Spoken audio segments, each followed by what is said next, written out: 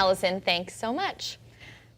Two young teenagers were arrested yesterday in Springfield for possession of illegal firearms. The arrests calling attention to the issue of violence within the city. Western Mass News reporter Addie Patterson joins us live after speaking with a local gun violence advocate about the incident. Addie? Chris and Abby, I spoke with two gun violence advocates within the city of Springfield earlier today. They tell Western Mass News they're outraged by these arrests and are calling on city leaders to do their part in ending gun violence. How are they getting these? They're not old enough to get these legally. How are they coming into our cities or countries or states? On Thursday, a 13 and 14-year-old were arrested in Springfield after police seized two loaded firearms from their possession. That arrest happening on Main Street just before 6 p.m. We know that the surrounding cities to Springfield, right, some of the wealthier communities don't have this issue. Why is that, right? That has to do with communities, neighborhoods having what they need.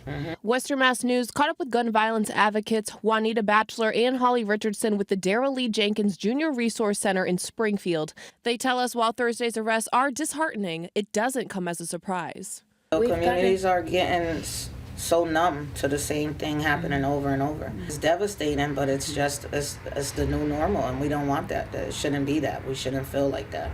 They tell Western Mass News in order to curb gun violence within the city, local leaders need to take the first step in building a healthier community. Really focusing on making quality schools, offering quality housing. We want drug treatment on demand, right? We want all of the things that are going to really uplift neighborhoods.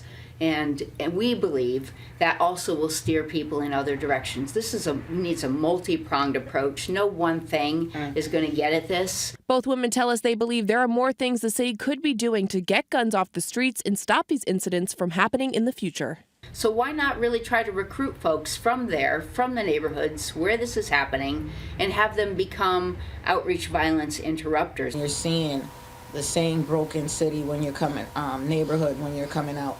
You see the difference of different neighborhoods, that you're not getting treated the same. As of right now, the identities of the two teenagers who were arrested are not being released at this time due to their ages.